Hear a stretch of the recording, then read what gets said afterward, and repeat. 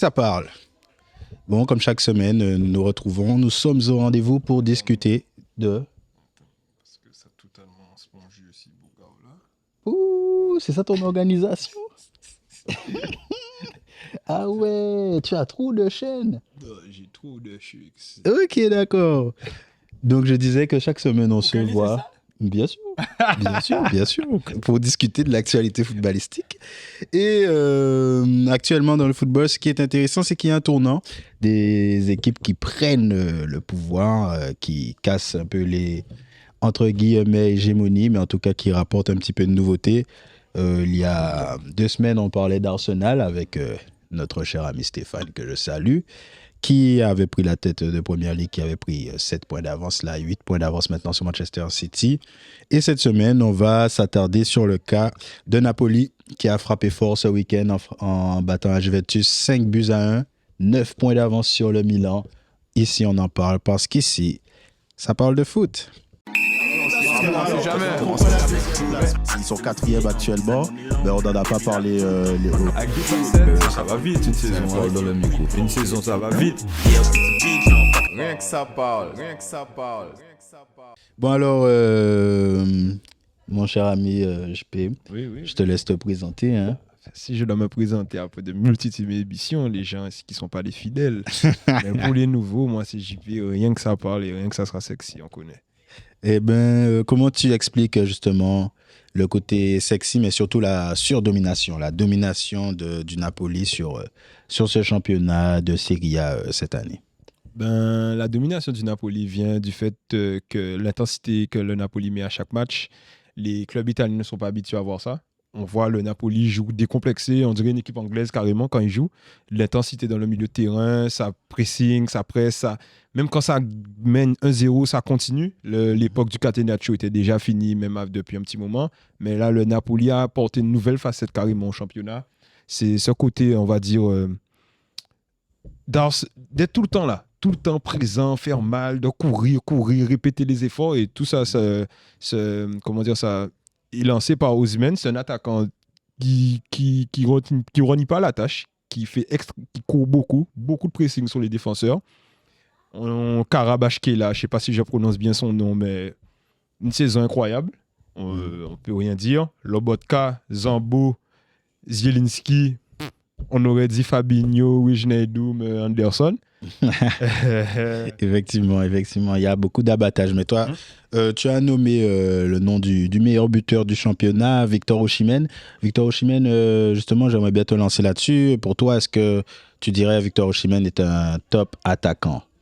Victor Osimhen, il a tout pour être un top attaquant. Il a la grinta, il a l'envie, il se crée beaucoup d'occasions, il a le jeu de corps, le super jeu de tête. Pour moi, c'est l'attaquant avec le meilleur jeu de tête. Il a la détente, il est grand. Ce qu'il faut qu'il travaille là, c'est un peu le calme.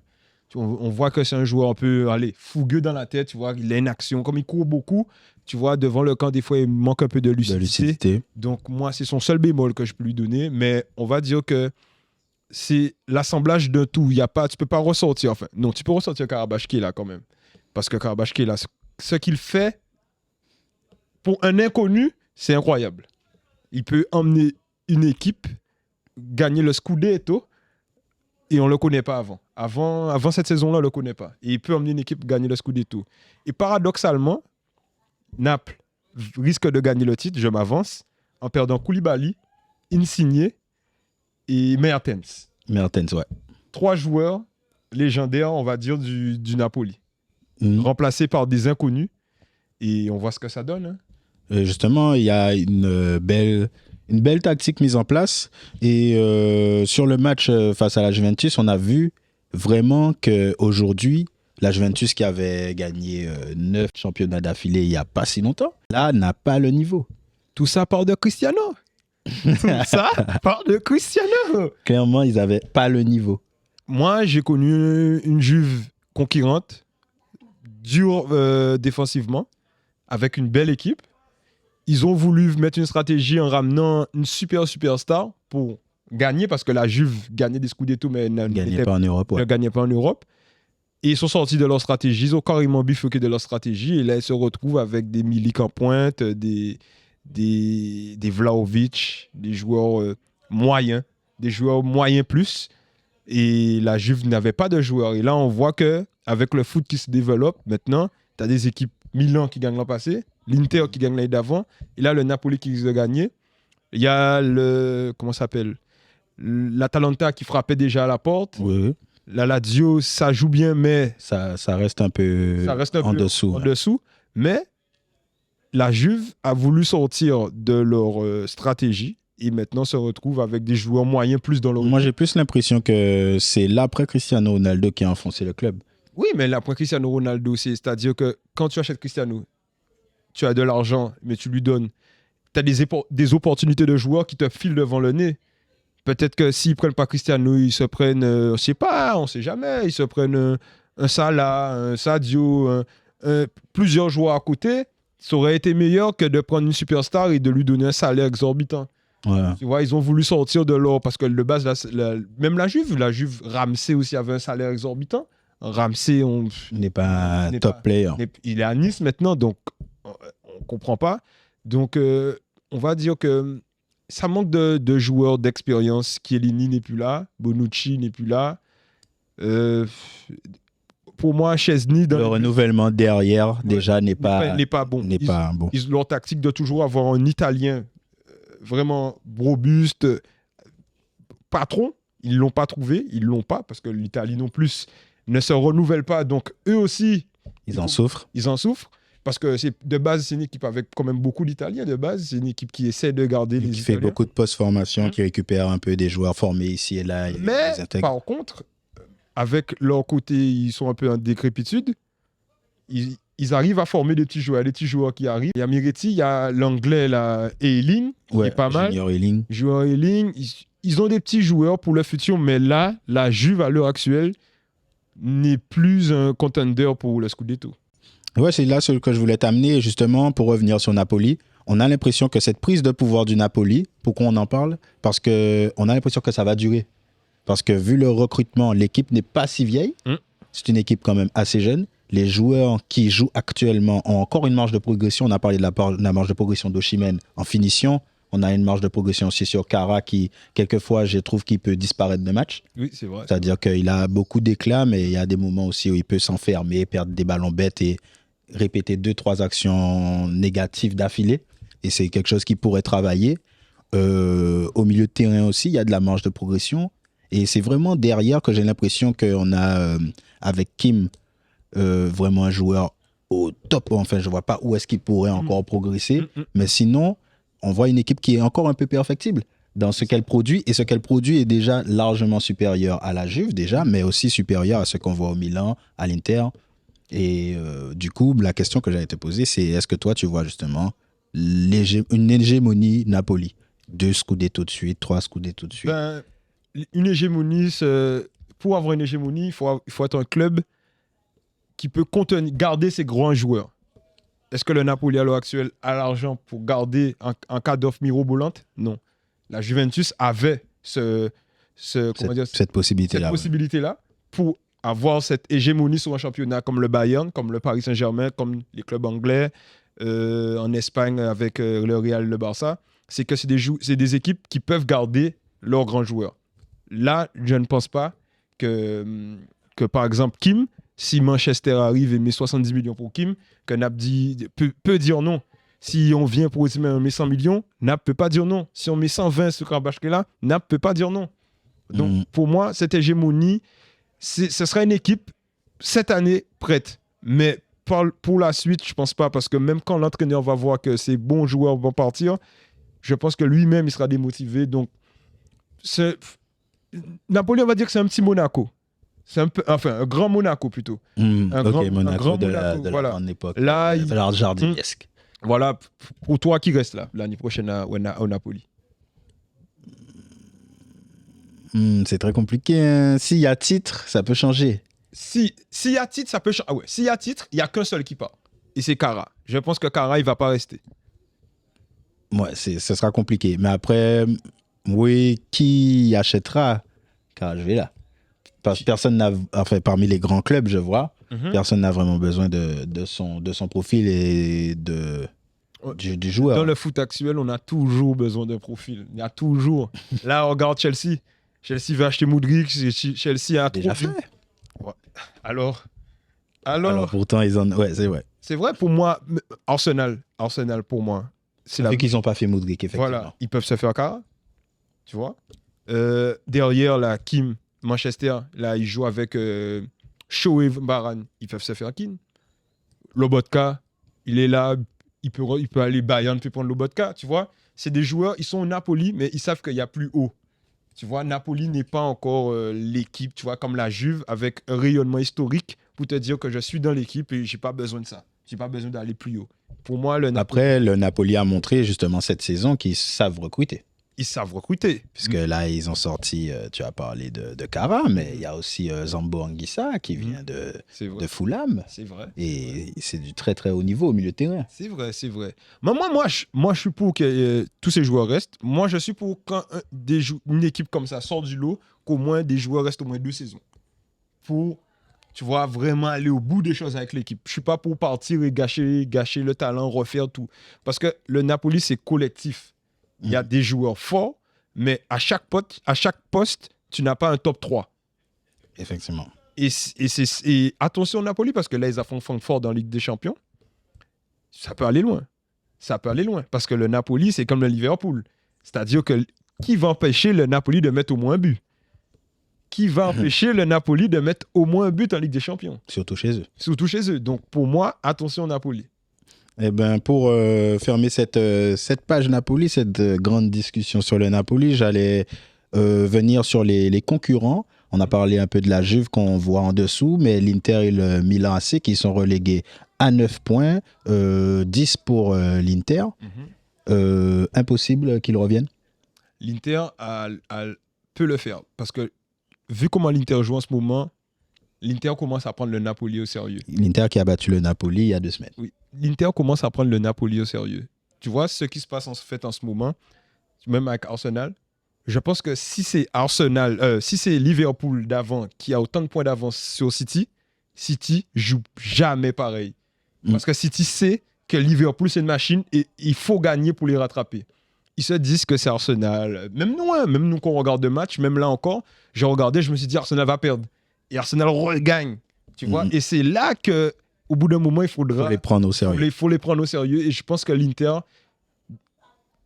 va pas revenir, je pense. C'est trop tard, mais l'Inter va faire une super deuxième partie de saison. En espérant que Lukaku aille mieux. Lautaro qui plante en ce moment. Ils ont le comment ça s'appelle? Le piston gauche, là. Di Marco. Incroyable. Super. Incroyable, Di Marco. Super joueur. Incroyable, Di Marco. Sous-côté de ouf, mais pour moi, c'est le meilleur piston gauche. Oui. Pour moi, c'est le oui. La patte qu'il possède. Il a un peu un côté dans son style, hein, Alexander-Arnold dans son style de jeu, parce que il peut passer dans l'axe, prendre l'aile et déborder, mais aussi quasiment jouer comme une sorte de milieu de terrain. Mais là où il a ce petit côté aussi avec le ballon, avec le ballon par rapport à Trent. Mais ouais, comme tu dis, il a un pied fantastique. Donc moi je pense qu'il va pas rester. Di Marco. Non. Ok. Mais le Milan 2-2 encore ce week-end. Giroud, ok. On peut dire que Giroud, il a fait une grande carrière. Mais le Milan, si tu veux espérer aller plus loin, comportement. Il te faut un attaquant. Giroud et la doublette Ibrahimovic. Avec 38 ans de moyenne d'âge. Avec Origi. Let's go. Ouais, et ils ont Origi. Et Origi, sur les 3 dernières saisons, c'est 10 matchs. Donc, on peut pas dire que le Milan... Pour moi, il n'y a que l'Inter qui a le gabarit d'effectifs pour rivaliser avec le Napoli. Le Napoli a aussi un prêt Tanguy. Ils ont Lozano, ils ont Elmas, des bons petits joueurs. Ils ont, à chaque poste, peut-être pas, comme je t'ai dit, les meilleurs, mais ils ont des joueurs sûrs. Et justement, le Milan, pour toi aujourd'hui, c'est eux qui sont d'un point, certes, mais le plus proche mathématiquement du Napoli, mais tu dis trop jeune, en fait, trop effectif, trop vieux. En fait, ils essaient de comment dire ça. Après le titre, ils auraient dû frapper un grand coup, un Ziyech, un Mahrez, ils auraient dû se faire un joueur comme ça. Là, ils ont perdu Kessié, ils n'ont pas remplacé Kessié. Ils ont compté sur Benasser Tonali, et là, on voit que Kessié Apportait énormément. a apporté énormément. Zlatan qui est blessé, tu commences la saison qu'avec Giroud.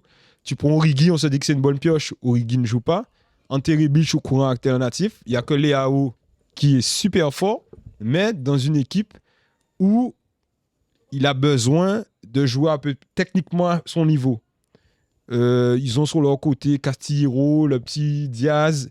C'est moyen, c'est moyen. C'est un peu trop, trop juste. C'est un peu trop juste. C'est une équipe qui vient au stade Gerland, qui vient au stade Lyon peut gagner Milan. Tu vois, moi j'ai Lyon faible.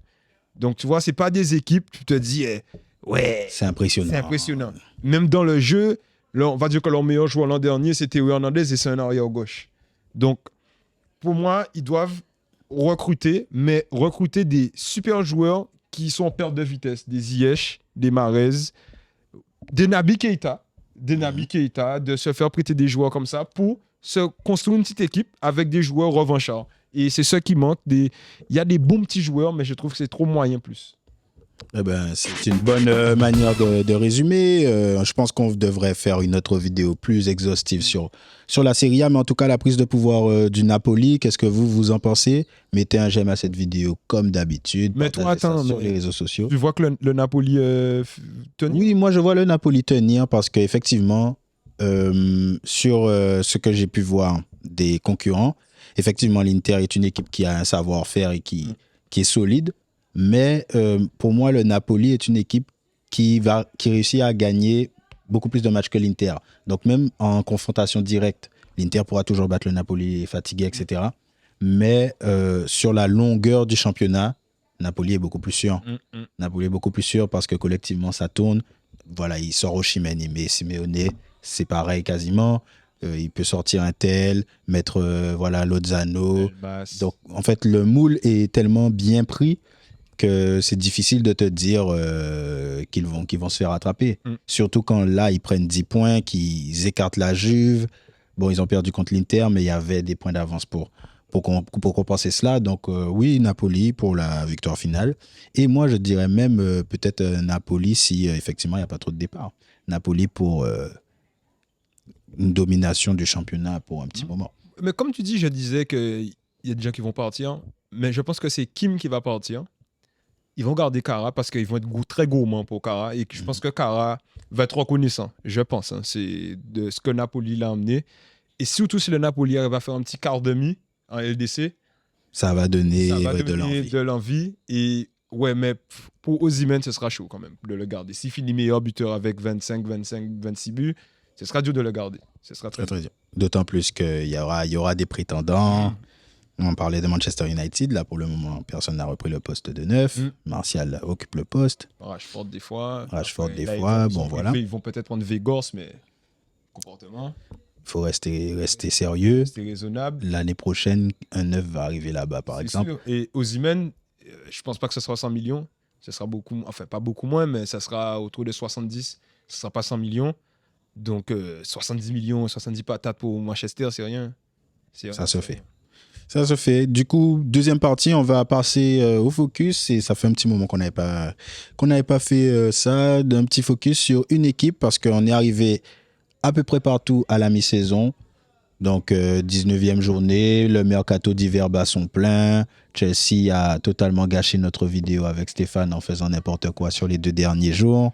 Donc, on peut prendre un petit bilan. Faire un bilan calmement, comme diraient les nègres marrons. Et du coup, pour pas aller sur tous les championnats, je t'ai demandé de resserrer ton analyse sur une équipe. Quelle est l'équipe qui t'a surprise, la meilleure surprise de ce début de première moitié de saison? Bon, on vient de parler du Napoli, donc je ne vais pas utiliser Napoli. Je ne vais pas utiliser non plus, comment ça s'appelle, Arsenal. Arsenal, ouais. Mais je vais aller en Ligue 1. Et on peut parler de Newcastle, mais je vais aller en Ligue 1. Oui, on a déjà traité ces équipes-là. Ouais. Donc, il y a peut-être 2 équipes, c'est Marseille et Lens. Ok. Marseille et Lens. Pourquoi Marseille déjà? Marseille m'épate. Parce que Marseille, en Ligue 1, c'est un rouleau compresseur. Marseille ne perd pas. Marseille, tu donnes un but à Marseille, Marseille sait qu'ils vont égaliser sur toi. Pourquoi? Parce que l'envie des supporters donne un second souffle aux joueurs, que ce soit à l'extérieur ou à domicile. Le simple fait de savoir qu'il y a autant de personnes qui te supportent, ben, tu as des joueurs... Ils sont capables. Ouais. Et au final, le système Tudor fonctionne. Fonctionne, puisqu'il a les joueurs pour... Tudor peut interchanger, faire des choses. Ça restera toujours concret. Parce que Chancel Mbemba, pour moi, recrue de l'année en Ligue 1. Sur cette première moitié de saison, Comportement. Très clairement. Sanchez qui revient petit à petit. Il a bien géré le problème Payet. Ender qui voulait partir, finalement, se sent bien. Il a fait Gerson dégager. Tu veux faire des problèmes, tu dégages.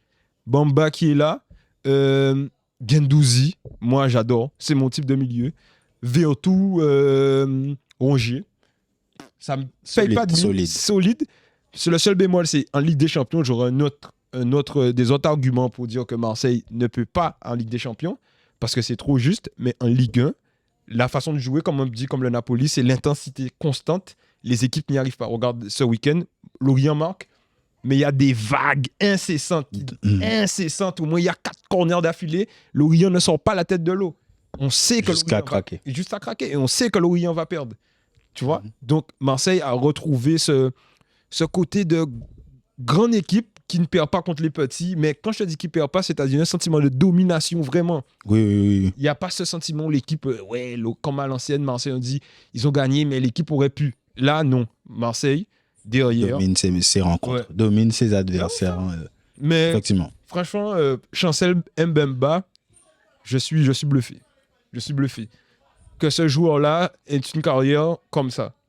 Parce que le mec, il peut centrer, il peut marquer, il peut défendre. Et il apporte aussi cette envie. Et au cours de la saison, on a vu aussi son rôle évoluer dans l'équipe. Parce qu'au début de l'année, il n'était pas encore aussi dominant dans le jeu offensif. Et là, maintenant, tu sais qu'il y a des moments dans le match où Chancel Mbemba va prendre le ballon, amener un centre, amener quelque chose, se projeter. Et vraiment, là, il est injouable quasiment. Et c'est là dans le championnat, injouable. Et c'est là où je te rejoins quand tu as des joueurs qui jouent la Ligue des Champions. Tu le vois, Chancel Mbemba, sa façon d'être sûr de lui, ça rejaillit sous ses coéquipiers. Tu as un arrière central qui est comme ça, mais je sais que là, si Ziggy regarde la vidéo, Ziggy, je suis aux anges, là, Ziggy à son sopalin, parce que là, on parle de son équipe, mais franchement, Chancel Mbemba, incroyable. Franchement, je suis bluffé. Et bien sûr, Lens. Lens qui est deuxième du championnat, on aurait dit que c'est l'Olympique Lyonnais, tu vois. S'il n'y a pas Paris, c'est eux qui dominent. Surtout, ce qui est impressionnant avec Lens, c'est que c'est logique. C'est logique. Quand tu vois Lens jouer, tu te dis, oui, c'est normal qu'il soit aussi haut. Et là, on revient avec cet nouvel aspect du foot où tu n'as pas le top 3 des meilleurs, mais collectivement, quand tu mets l'intensité, il y a les ingrédients, tu peux tout renverser. Lens, Marseille, Arsenal, Naples jouent de la même façon, avec de l'envie avant tout. Tant que l'envie est là, tu peux tout renverser. Après, il faut des jours de talent, comportement. Mais tu as l'envie et une fois que l'envie est là, pour moi, c'est Lens et Marseille. C'est un focus sur eux que je voulais faire. Je pense que toi, tu voulais faire un saut. Moi, j'allais partir sur une autre équipe de Ligue 1 aussi. C'est le Stade de Reims. Le Stade de Reims où on était là et tu disais... Exactement. Il y a eu changement d'entraîneur et l'entraîneur qui a pris la relève d'Oscar Garcia là. Il y a eu des recrues. J'allais y venir, mais le changement d'entraîneur déjà avec Will Steele, il joue 4-2-3-1 bas. Tu trouves qu'il a un Will simple? Il a un Will Steele. Ok. Donc vraiment 4-2-3-1 bas, 2 joueurs devant la défense pour protéger, 2 bons défenseurs. Il a trouvé quelqu'un à mettre à côté d'Abdelhamid et dès qu'il récupère le ballon, il profite de la vitesse et du côté créatif de ses joueurs offensifs en fait. Et moi, la bonne surprise pour avoir regardé leur dernier match, c'est Flips, Messier, et il est intelligent, il trouve toujours les bons espaces où se mettre. Et bon, sans parler de Florin Balogun qui montre clairement qu'il est plus fort. Il est au-dessus, tu vois, du championnat. Même Ito. Même Ito, quand il est arrivé, c'est vrai qu'il est arrivé un peu tard malgré son nom de Mercato. Mais Ito, début de saison. Et il occupe bien son aile, Ito. Il amène du danger, il amène des centres. Il est dangereux, il réussit à passer son joueur en 1 contre 1. Et du coup, oui, la technique de Will Steele, sa tactique repose aussi sur le fait que ses joueurs offensifs soient performants. Ses ailiers débordent bien, centrent, amènent du danger. C'est une équipe qui se connaît aussi. Voilà, ça commence à trouver un vrai collectif. Et du coup, là, 10 matchs sans défaite, force est de constater que oui, il a tout changé dans cette équipe-là. L'équipe, moi, j'ai regardé les 2 premiers matchs, je dis, ils descendent. Non. Voilà, il est venu, il a mis de la simplicité dans le jeu, mais effectué avec précision. On récupère le ballon, on joue dans l'espace, 1, 2, 3, 4 passes, on arrive dans la surface adverse. Le dernier match, il marque sur un cafouillage. Après, c'est verrouillé. L'équipe adverse n'arrive pas à se créer une occasion concrète. Mais pour moi, je suis surpris. Je crois que tu allais même parler de Brighton. Brighton, bien sûr, bien évidemment. Quand même. Brighton qui est une équipe que j'aime beaucoup parce que on parlait de Reims, c'est vraiment de la contre-attaque, du jeu rapide. Mais Brighton, ils ont un jeu hybride. Voilà, ils sont capables de jouer comme ça, rapidement en contre-attaque, mais de aussi prendre le ballon et de faire une attaque placée. Et ça, c'est hyper important. Le changement Potter de Zerbi, qui est un entraîneur qui aime beaucoup le jeu de possession, est parfaitement effectué de la part des dirigeants de Brighton. Et tout repose sur les 2 milieux de terrain. Caicedo, McAllister. Et lors du dernier match contre Liverpool, ils ont totalement détruit le pressing de Liverpool avec ces 2 joueurs-là. Ils t'attirent, les 2 joueurs viennent quasiment devant la surface et ils demandent le ballon. Alors qu'il y a pressing dans leur dos. Et à 2, ils cassent le pressing à chaque fois. Mais c'est ça. En faisant des 1-2. Et après ça, boum, tu as Solly March. Mitoma, il se retrouve en 1 contre 1 parce que tout le monde est monté. Et Mitoma même se retrouvait sur Matip parce que Trent Alexander-Arnold, il montait au pressing extrêmement haut. Donc après, dès qu'il cassait la ligne du pressing, ils envoient et ils se jouent des 3 contre 3, comme si c'est une contre-attaque, alors que c'est une attaque placée, tu vois, qui part du gardien.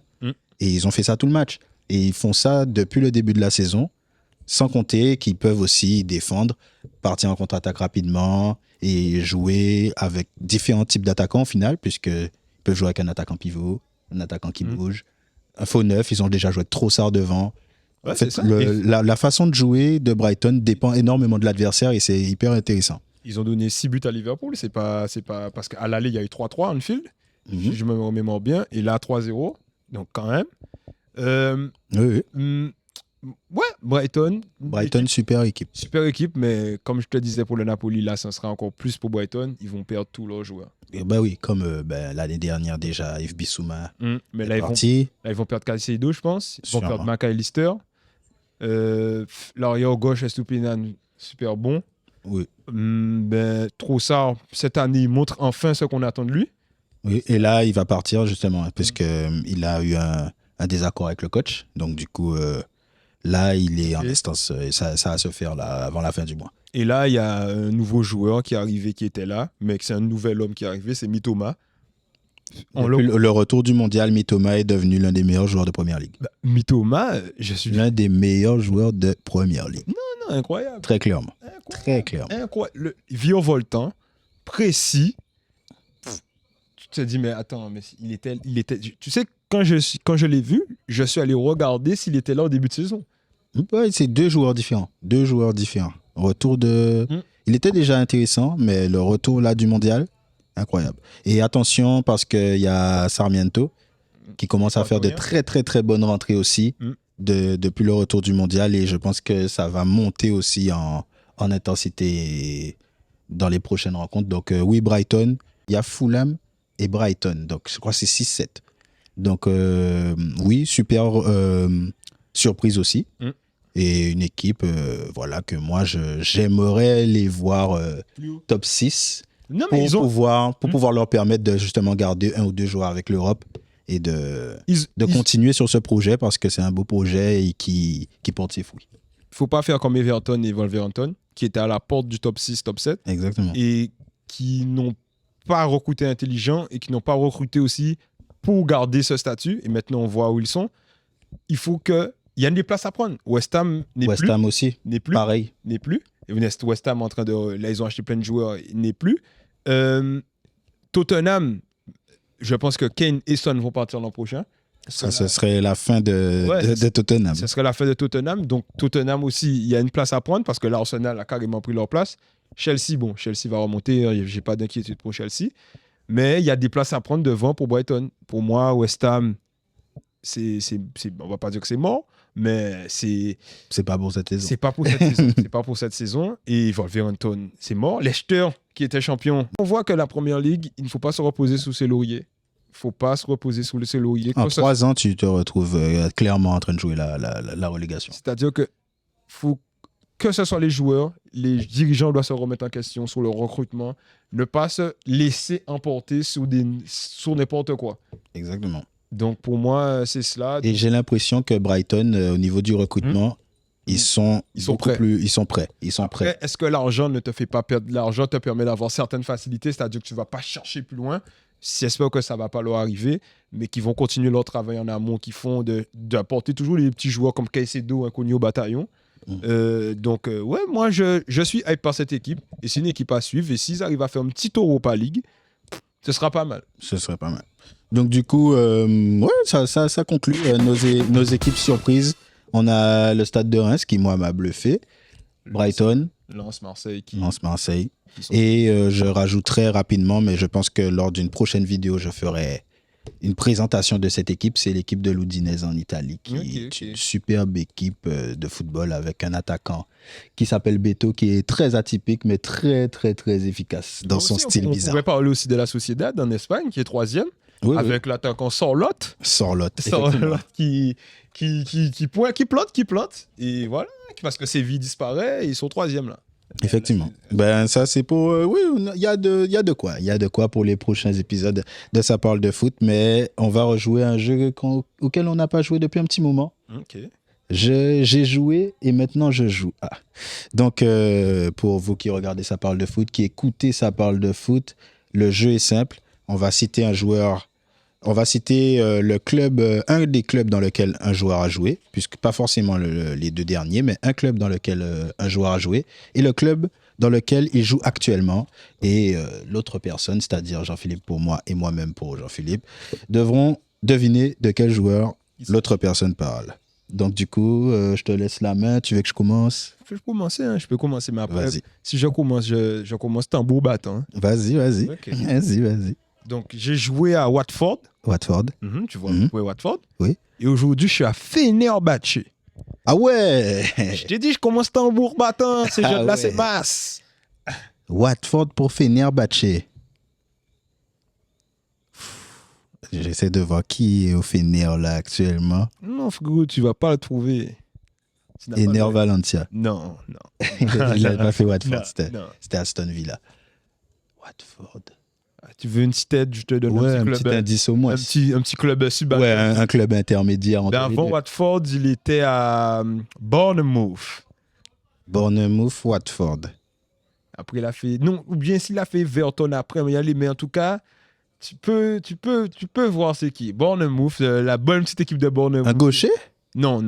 La bonne petite équipe de Bournemouth qui était en première ligue avec Fraser, Wilson... Jefferson Lerma. Non, Lerma est toujours là. Lerma est toujours là, je suis bête.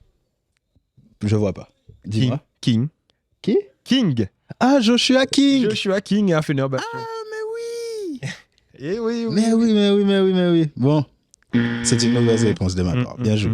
Alors, j'ai joué au Celta Vigo et maintenant je joue au Napoli. Celta Vigo, je vous dis au Napoli. Voilà. Mais famille Lobotka. Stanislas Lobotka. Arrêtez de chanter, s'il vous plaît. Très, très bon. Celta Vigo, après, je crois qu'avant ou après, il y a de la Bundesliga. Oui.